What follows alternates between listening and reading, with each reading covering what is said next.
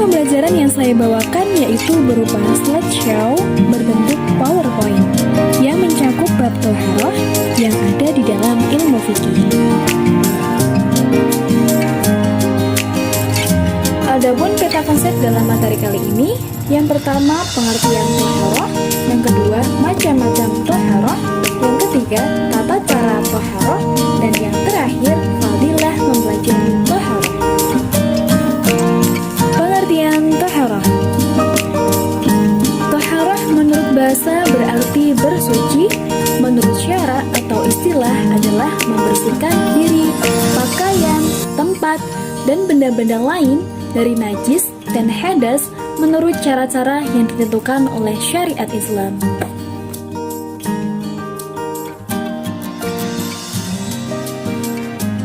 Maka dijelaskan dalam satu dalil di Al-Quran yang berbunyi Bismillahirrahmanirrahim Innallaha yuhibbut tawwabina wa yuhibbul mutatahhirin. Yang artinya, sesungguhnya Allah menyukai orang-orang yang bertaubat dan menyucikan diri. Dijelaskan dalam Quran Surah Al-Baqarah ayat 222.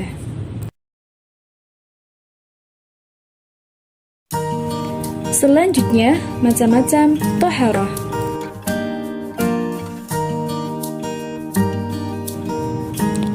Macam-macam Thaharah di sini itu berkaitan tentang alat-alat Thaharah atau suatu benda untuk menyucikan dari hadas atau najis.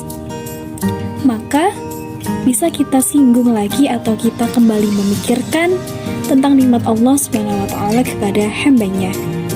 Allah SWT selalu memudahkan urusan kita dalam melakukan sesuatu. Untuk bersuci misalnya, kita tidak hanya bisa menggunakan air, tetapi kita juga bisa menggunakan tanah, batu, kayu, dan benda-benda padat lain yang suci untuk menggantikan air jika tidak ditemukan. Dalam bersuci menggunakan air, kita juga harus memperhatikan air yang boleh dan tidak boleh digunakan untuk bersuci. Macam-macam air Thaharah. Selain air mutlak atau air yang suci yang telah dipaparkan di slide awal, di sini juga ada macam-macam air Thaharah. Yang pertama, air yang suci tetapi tidak dapat menyucikan, yaitu air yang halal untuk diminum tapi tidak dapat digunakan untuk bersuci, seperti air teh, kopi, sirup, air kelapa, dan yang lain. Yang kedua, air musyammas, yaitu air yang terjemur oleh matahari dalam pecana selain emas dan perak. Air ini makruh digunakan untuk bersuci. Selanjutnya, air mustakmal. Air yang telah digunakan untuk bersuci, maksudnya air ini tidak boleh digunakan untuk bersuci walaupun tidak berubah rasa, bau, maupun warnanya. Air mutanajis adalah air yang sudah terkena najis, baik yang sudah berubah rasa, warna, dan baunya, maupun yang tidak berubah dalam jumlah yang sedikit, yaitu kurang dari 2 kulah atau 270 liter menurut ulama kontemporer.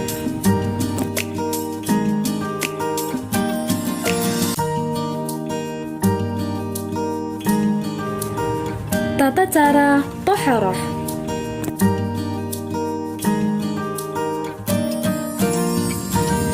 Cara-cara Thaharah menurut pembagian najisnya.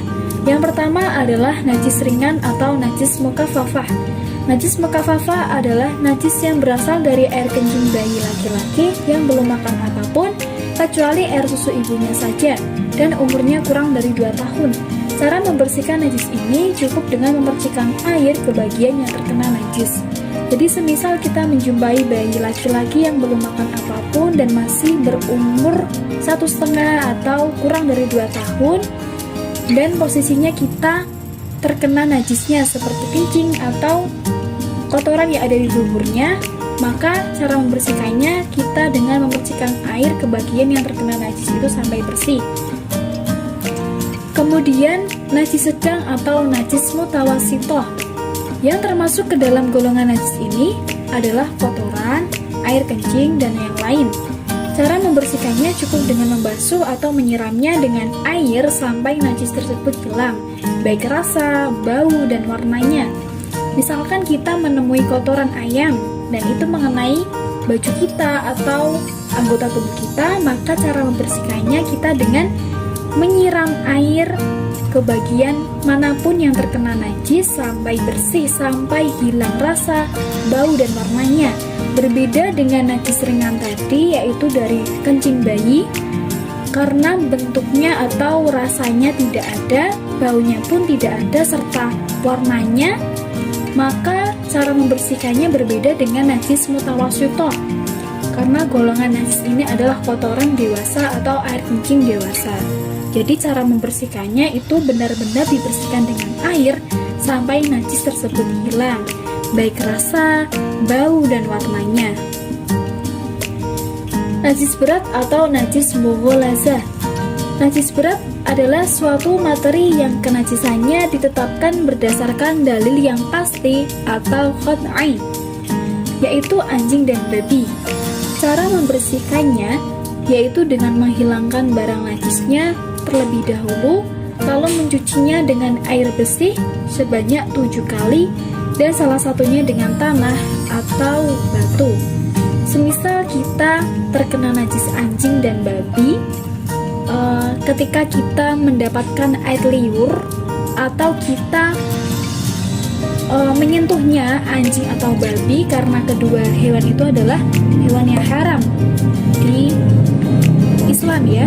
Jadi apabila kita menjumpai hal tersebut dan menerimanya, maka yang kita lakukan setelahnya adalah membersihkan dan menghilangkan kenajisannya dari tubuh kita dengan mencucinya dengan air bersih sebanyak 7 kali, dan salah satunya dengan tanah.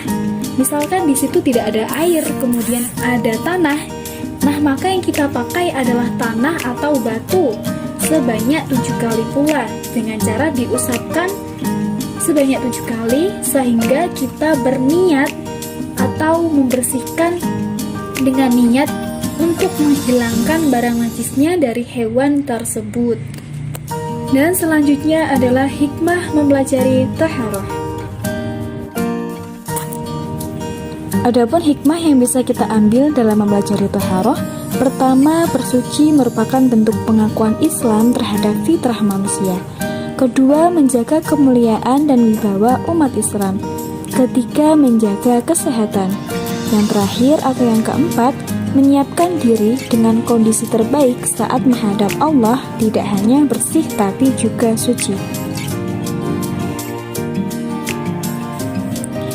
Baik, itulah beberapa penyajian materi yang saya paparkan dan penjelasan yang saya sampaikan. Sebelum saya menutup kegiatan belajar pada kesempatan kali ini, saya akan memberikan kata-kata sebagai penyemangat. Man jadda wajadda.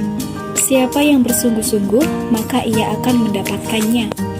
Maka kita sebagai hamba Allah, bersungguh-sungguhlah jika ingin mendapatkan apa yang kita harapkan.